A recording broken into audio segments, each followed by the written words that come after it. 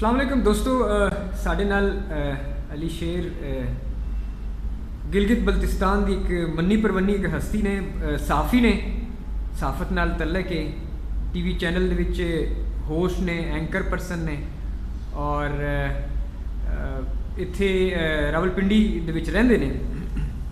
तो इन्हां नाल गलबात करने का एक मकसद ये भी सी कि माशाअल्लाह सूफीज़म नाल बड़ा इन्हां दा गहरा एक तल्लक है और पंजाबी ज़बान बड़ी वधिया बोलते हैं। उन्होंने गपशप करके कोई बंदा कह नहीं सकता कि वो पंजाबी है ने या किसी होर इलाके नाल तल्लक रखते हैं। बाकी उन्होंने गलबात करके तो पता करते हैं कि वो होर उन्होंने की हॉबीज़ या की उन्होंने सिलसिला कार है। अस्सलाम वालेकुम अली शेर, की हाल है? वालेकुम अस्सलाम रियासत भाई, अल्लाह का शुक्र, तुसीं सुनाओ की हाल है तुहाडा?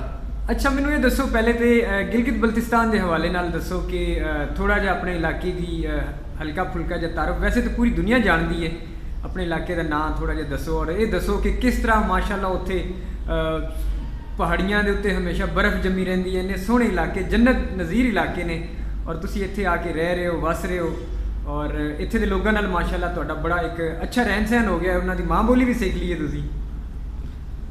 रियासत भाई, पहली तो गल है कि तुसां बड़ा शुक्रिया कि तुसां इज्जत दी। दूजी गल ये कि मैं तुहाडे इस यूट्यूब चैनल के तवासत तो असां ने जिहड़े सोहने लोग हैं जिहड़े साढ़े पाकिस्तान के जिहड़े तुसां ने व्यूवर्स हैं उन्होंने की मैं दसना चाहता कि गिलगित बल्तिस्तान के जिहड़े लोग हैं वो अल्हम्दुलिल्लाह बाय चॉइस पाकिस्तानी है। ये वो खिता है कि जिस आप आज़ादी लड़ी डोगरा दे नाल जंग लड़ी, लड़न के बाद आज़ादी हासिल करके इन्हें पाकिस्तान के नाल गैर मशरूत इलाहा किया तो अज असी अल्हम्दुलिल्लाह बाय चॉइस पाकिस्तानी। और दुनिया की शायद ही कोई इहो जी एग्जाम्पल तो किसी भी मुल्क च मिलेगी कि कोई खिता बाय चॉइस किसी खिते के नाल जाके अपने आप को मुनसलिक करता हो। जी तुसां गिलगित बल्तिस्तान की गल की, अल्लाह पाक ने तको पाकिस्तान एक इहो जिहा मुल्क है कि जिदनूं कुदरत ने ऐसा कोई मुनफरिद बनाया है कि दुनिया किसी भी मुल्क इहो जी इनफरादियत तुहानूं नज़र नहीं आएगी। इत्थे 4 मौसम तो साढ़े कोल, इत्थे साढ़े कोल पहाड़ भी हैं, साढ़े कोल इत्थे की आखदे सहरा भी हैं, साढ़े कोल इत्थे वड्डे वड्डे ग्लेशियर्स भी हैं, दरिया भी हैं, की कुछ नहीं साढ़े कोल। सानू नहीं थोड़ी जी दी कदर है, असी इस शय नूं समझदे ना वा। और तको कुदरत जदों किधरे अपने मुसवरी विखांदी है ना, उस मुसवरी नूं दिल नूं महसूस करन वास्ते फिर तुहानूं थोड़ा जिहा सूफीज़म दे नाल जुड़ना पैंदा। ये सूफीज़म असल च है कि रियासत भाई जिहड़ा मैं समझा, तुसीं माशाअल्लाह इहदे मेरे तो बहुत ज़्यादा जानदे हो, अपने अंदर दी मैं नूं कड्ढण ना होवे ते फिर तुसीं सूफीज़म नाल जुड़ो। और जिहड़ा शख्स अपने अंदर तू मैं कट जाता है, यकीन करो कि वह पोशीदा हर शय नूं भी वेख लैंदा, वह फिर रब दे करीब वही होंदा है। क्योंकि असां सब ये जानते हैं कि ये जिहड़ी दुनिया है ना, ये सिर्फ फानी है, इत्थे साढ़े चो किसी नूं भी बका नहीं है, असीं सब फना होना। अच्छा अली शेख, क्योंकि तुहाडे नाल माशाअल्लाह साड़ियां महफिलां भी हो चुकी हुई हैं और माशाअल्लाह तुसी पंजाबी कल्चर, रैतल, ज़बान, सकाफत इस हवाले नाल काफ़ी गहरी नज़र है तुहाडी भी। बहुत सारे लोग तुसी देखते हो अपनी माँ बोली पंजाबी जी बोलन तो बड़ी शर्म महसूस करते हैं और तुसी हालांकि तुहाडी माँ बोली भी नहीं है लेकिन तुसी फिर भी पंजाबी ज़ुबान इतनी वधिया तरीके नाल बोलते हो और जिस टाइम तुहाडे गिलगिती भरा बल्ती भरा होंदे ने तुसी उन्हां नाल अपनी उही ज़ुबान बोलते हो जिहड़ी तुहाडी माँ बोली है। तो की समझते हो कि जिहड़ियां कौमां अपनी माँ बोली नूं भुल जांदियां ने, अपनी कल्चर नूं रैतल नूं भुल जांदियां ने, तो फिर वो कौमां दा इस जग दे उत्ते, इस सिस्टम दे उत्ते रहना वो की समझते हो कि पॉसीबल है या वेले दे नाल नाल फिर रंग दे विच भंग दी तरह बस रह जांदे ने? देखो रियासत भाई, गल बड़ी साफ जी है कि असी अपनी शनाख्त नूं ना मिटा सकते हैं। दुनिया चों बाहर असां जांदे हां ते साडी शनाख्त पाकिस्तान दे नाल है, असां उत्थे ना ये आख सकते हैं कि असां पाकिस्तानी नहीं है, ना असां छुपा सकते हैं। तो जे अपने मुल्क पाकिस्तान है जदों असां रहंदे हां, बसदे हां, इत्थे साडी जिहड़ी इलाकाई शनाख्त है असी उस तो किसी सूरत ही ना मिटा सकते हैं ना छुपा सकते हैं। वही साड़ी पहचान है, वही सानू ना देंदा है, वही सानू किसी मुकाम तक पहुँचाता है। तो याद रखियो, जिहड़ा अपनी जुबान नाल मुहब्बत नहीं रखता, अपनी जुबान का इजहार नहीं कर सकता, वो बंदा हमेशा बेफैज ही रहता है, उस कदे फैज नहीं पाना। तो जे गल पाकिस्तान की होंदी है ना, तो रियासत भाई पाकिस्तान इन्हां चीज़ों नाल ही तो पाकिस्तान का वजूद बढ़ता है। पंजाब सोहने पंजाब नाल साढ़े ਪਖਤੂਨਖਵਾ ਦੇ ਰੰਗਾਂ ਦੇ ਨਾਲ, ਸਾਡੇ ਬਲੋਚਿਸਤਾਨ ਦੇ ਅੰਦਾਜ਼ ਦੇ ਨਾਲ, ਤੇ ਸਾਡੇ ਗਿਲਗਿਤ ਬਲਤਿਸਤਾਨ ਆਜ਼ਾਦ ਕਸ਼ਮੀਰ ਦਾ ਜਿਹੜਾ ਇੱਕ ਮਿਜ਼ਾਜ ਹੈ, ਇਹ ਉਹ ਸਾਰੀ ਸ਼ੈਵਾਂ ਜਿਹੜਾ ਇੱਕ ਹਸੀਨ ਇਮਤਜ਼ਾਜ ਹੈ ਪਾਕਿਸਤਾਨ ਦਾ। ਤੇ ਇਹ ਅਸਲ ਪਾਕਿਸਤਾਨ ਹੈ। ਜੇ ਇਹ ਅਸਲ ਪਾਕਿਸਤਾਨ ਨੂੰ ਅੱਜ ਮੀਡੀਆ ਨੂੰ ਵੀ ਸਾਨੂੰ ਬੜਾ ਇਹ ਅਫਸੋਸ ਹੁੰਦਾ ਹੈ ਕਿ ਸਾਡਾ ਜਿਹੜਾ ਮੀਡੀਆ ਹੈ ਭਾਈ, ਸਾਡਾ ਇੱਕ ਜਿਹੜਾ K2 ਟੈਲੀਵਿਜ਼ਨ ਨੇ, ਸਾਡੇ ਮੀਡੀਆ ਨੂੰ ਚਾਹੀਦਾ ਪਾਕਿਸਤਾਨ ਦਾ ਜਿਹੜਾ ਅਸਲ ਰੰਗ ਹੈ, ਜਿਹੜਾ ਇਹ ਪੰਜਾਬ ਵਿੱਚ ਜਿਹੜੀ ਮੁਖਤਲਿਫ ਸਾਡੀ ਬੋਲੀਆਂ ਬੋਲੀ ਜਾਂਦੀਆਂ, ਇਹ ਜ਼ੁਬਾਨਾਂ ਨੂੰ ਪ੍ਰਮੋਟ ਕਰਨ।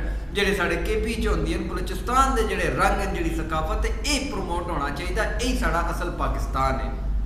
ਅੱਛਾ, ਕੀ ਸਮਝਦੇ ਹੋ ਕਿ ਜਿਸ ਤਰੀਕੇ ਨਾਲ ਪਹਿਲੇ ਇੱਕ ਆਪਣਾ TV ਦੇ ਨਾਲ ਇੱਕ ਮਜ਼ਬੂਤ ਮੀਡੀਆ ਹੁੰਦਾ ਸੀ ਇੱਥੇ ਖਬਰਾਂ ਦਾ, ਠੀਕ ਹੈ, ਹੁਣ ਵੀ ਹਾਲਾਂਕਿ ਇਲਾਕਾਈ ਸਤ੍ਹਾ ਤੇ ਹੋ ਸਕਦਾ ਪੰਜਾਬ ਦੇ ਵਿੱਚ ਕੁਝ ਮੀਡੀਆ ਚੈਨਲਸ ਚੱਲ ਰਹੇ ਹੋਣ, ਲੇਕਿਨ ਉਹ ਇਤਨੇ ਸਟਰੋਂਗ ਜਾਂ ਇਤਨੇ ਮਜ਼ਬੂਤ ਨਹੀਂ ਨੇ, ਫਾਈਨੈਂਸ਼ਲੀ ਵੀ ਉਹ ਇਤਨੇ ਮਜ਼ਬੂਤ ਨਹੀਂ ਹੁੰਦੇ ਕਈ ਦਫਾ ਕਿ ਉਸ ਲੈਵਲ ਤੱਕ ਜਾ ਸਕਣ। ਤੋ ਕਿਸੇ ਸਮਝਦੇ ਹੋ ਕਿ ਜਿਸ ਤਰੀਕੇ ਨਾਲ ਦੂਸਰੀਆਂ ਜਿਹੜੇ ਪ੍ਰੋਵਿੰਸਿਸ ਹਨ, ਸਿੰਧ ਦੇ ਜਾਂ ਜੇ ਖੈਬਰ ਪਖਤੂਨਖਵਾ ਹੈ ਜਾਂ ਮਤਲਬ ਮੁਖਤਲਿਫ ਇਲਾਕੇ ਨੇ, ਉਹਨਾਂ ਦੇ ਅਗਰ ਦੇਖਿਆ ਜਾਵੇ ਤਾਂ ਮੀਡੀਆ ਮਾਸ਼ਾਅੱਲਾ ਜਿਹੜੇ ਉਹਨਾਂ ਦੇ ਸੂਬਾਈ ਜ਼ਬਾਨਾਂ ਨੇ, ਇਲਾਕਾਈ ਜ਼ਬਾਨਾਂ ਨੇ, ਉਹਨਾਂ ਲਈ ਕਾਫੀ ਖਿਦਮਤ ਕਰ ਰਿਹਾ ਹੈ। ਲੇਕਿਨ ਪੰਜਾਬੀ ਕੋਈ ਇਸ ਤਰ੍ਹਾਂ ਦਾ ਮੀਡੀਆ ਅਗਰ ਦੇਖਿਆ ਜਾਵੇ ਤਾਂ ਕੋਈ ਨਜ਼ਰ ਨਹੀਂ ਆਉਂਦਾ ਕਿ ਜਿਹੜਾ ਬੰਦਾ ਕੋਈ ਡੈਡੀਕੇਸ਼ਨ ਦੇ ਨਾਲ ਕਿਸੇ ਬੰਦੇ ਬਿਜ਼ਨਸ ਦੇ ਪੁਆਇੰਟ ਆਫ ਵਿਊ ਦੀ ਬਜਾਏ ਨਾ ਖਿਦਮਤ ਦੇ ਪੁਆਇੰਟ ਆਫ ਵਿਊ ਨਾਲ ਇਸ ਹਵਾਲੇ ਨਾਲ ਕੋਈ ਕੰਮ ਕੀਤਾ ਹੋਵੇ। ਇਹ ਸਾਡਾ ਇੱਕ ਅਲਮੀਆ ਤੇ ਹੈ ਸਾਡੇ ਪੰਜਾਬ ਦਾ। ਹਾਲਾਂਕਿ ਸਾਡੇ ਪੰਜਾਬ ਵਿੱਚ ਐਸੇ ਸਬੂਤ ਮੌਜੂਦ ਹਨ ਜਿਹੜੇ ਚਾਹਣ ਤੇ ਇੱਕ ਨਹੀਂ ਬਤੇਰੇ ਚੈਨਲ ਲਾਂਚ ਕਰ ਸਕਦੇ ਹਨ, ਜਿਹੜੇ ਸਿਰਫ ਪੰਜਾਬ ਦੀ ਸਕਾਫਤ ਨੂੰ ਪ੍ਰਮੋਟ ਕਰ ਸਕਦੇ ਹਨ। ਇੱਥੇ ਇੱਕ ਹੋਰ ਮਸਲਾ ਵੀ ਹੈ ਥੋੜਾ ਜਿਹਾ। ਅਸੀਂ ਰਿਆਸਤ ਭਾਈ, ਸਾਡਾ ਜਿਹੜਾ ਪੰਜਾਬ ਦਾ ਜਿਹੜਾ ਅਦੀਬ ਹੈ, ਮੈਂ ਇੱਥੇ ਥੋੜਾ ਜਿਹਾ ਉਹਨਾਂ ਦਾ ਵੀ ਕਸੂਰ ਸਮਝਦਾ ਕਿ ਉਹਨਾਂ ਪੰਜਾਬ ਦੇ ਇੱਕ ਮਜਮੂਈ ਜਿਹੜੀ ਸਕਾਫਤ ਹੈ, ਮਜਮੂਈ ਇੱਕ ਜ਼ੁਬਾਨ ਔਰ ਅਦਬ ਵਾਸਤੇ ਕੰਮ ਨਹੀਂ ਕੀਤਾ। ਉਹਨਾਂ ਆਪਣੀ ਜਿਹੜੀ ਪੱਟੀਆਂ, ਉਹਨਾਂ ਪੱਟੀਆਂ ਦੀ ਜ਼ੁਬਾਨ ਅਦਬ ਦੀ ਤਰਵੀਜ ਵਾਸਤੇ ਕੰਮ ਕੀਤਾ ਹੈ, ਜਿਹਦੀ ਵਜ੍ਹਾ ਤੋਂ ਇਹ ਹੋਇਆ ਕਿ ਸਾਡਾ ਜਿਹੜਾ ਓਵਰਆਲ ਸਾਡਾ ਜਿਹੜਾ ਪੰਜਾਬ ਹੈ, ਉਹਦੀ ਸਕਾਫਤ ਜਿਹੜੀ ਹੈ ਨਾ, ਉਹ ਬਹੁਤ ਪਿੱਛੇ ਰਹਿ ਗਈ। ਸਮਝੋ ਮਸਕ ਹੋ ਗਈ ਹੈ। ਲੋਕਾਂ ਨੂੰ ਇਹ ਨਹੀਂ ਪਤਾ ਕਿ ਪੰਜਾਬ ਦੀ ਓਵਰਆਲ ਕੀ ਸਕਾਫਤ ਹੈ, ਪੰਜਾਬ ਦਾ ਮਿਜ਼ਾਜ ਕੀ ਹੈ। ਹੁਣ ਅਸੀਂ ਜਾਂ ਤਾਂ ਪਠਵਾਰ ਨੂੰ ਪ੍ਰਮੋਟ ਕਰਸਾਂ ਜਾਂ ਸਾਡੇ ਪਠਵਾਰ ਤੋਂ ਬਾਹਰ ਦੇ ਜਿਹੜੇ ਏਰੀਅਨ ਪੰਜਾਬ ਦੇ, ਉਹਨਾਂ ਜ਼ੁਬਾਨਾਂ ਦੇ ਜਿਹੜੇ ਅਦੀਬਨ, ਉਹ ਆਪਣੇ ਉਸ ਇਲਾਕੇ ਦੀ ਤੇ ਆਪਣੀ ਜ਼ੁਬਾਨਾਂ ਦੀ ਸਕਾਫਤ ਦੀ ਜਿਹੜਾ ਤਰਵੀਜ ਜਿਹੜਾ ਉਹ ਤੋਂ ਬਾਹਰ ਉਹ ਆਉਂਦੇ ਨਹੀਂ ਹੈ। ਸਾਡੇ ਅੱਜ ਦੇ ਪੰਜਾਬ ਦੇ ਅਹਿਲੇ ਅਦਬ ਨੂੰ ਇਹ ਸੋਚਣਾ ਚਾਹੀਦਾ, ਉਹਨਾਂ ਨੂੰ ਮਿਲ ਬਹਿਣਾ ਚਾਹੀਦਾ, ਕੋਈ ਬੈਠਕ ਮੁਕਾਲਮੇ ਦੀ ਸਜਾਵਣ ਜਿਹਦੇ 'ਚ ਪੰਜਾਬ ਦੀ ਸਕਾਫਤ, ਪੰਜਾਬ ਦੀ ਜਿਹੜੀ ਸਾਡੀ ਛੋਟੀ ਬੁਤੇਰੀ ਜ਼ੁਬਾਨ ਹੈ, ਉਹਨਾਂ ਨੂੰ ਮੁਸ਼ਤਰਕ ਇੱਕ ਇਹੋ ਜਿਹੀ ਸਾਡੀ ਜ਼ੁਬਾਨ ਮੁਤਾਰਫ ਕਰਾਉਣ ਪੰਜਾਬ ਦੀ, ਜਿਹੜੀ ਪੰਜਾਬ ਦੀ ਸੱਤਾ ਸਰਕਾਰੀ ਸੱਤਾ ਜੋ ਜ਼ੁਬਾਨ ਉਹਨੂੰ ਡਿਕਲੇਅਰ ਕੀਤਾ ਜਾਵੇ। ਫਿਰ ਉਸੇ ਜ਼ੁਬਾਨ ਦੇ ਜਿਹੜੇ ਸਾਡੇ ਪੰਜਾਬ ਦੇ ਜਿਹੜੇ ਸਰਮਾਇਆਦਾਰ ਹਨ, ਉਹਨਾਂ ਤੋਂ ਮੇਰੀ ਇਹ ਗੁਜ਼ਾਰਿਸ਼ ਹੈ, ਦਰਖਾਸਤ ਹੈ ਕਿ ਉਹ ਸਾਡੇ ਪੰਜਾਬ ਦੀ ਉਸ ਜ਼ੁਬਾਨ ਦੇ ਨੂੰ ਮੱਦੇ ਨਜ਼ਰ ਰੱਖਦੇ ਹੋਏ ਇੱਕ ਚੈਨਲ ਲਾਂਚ ਕਰਨ।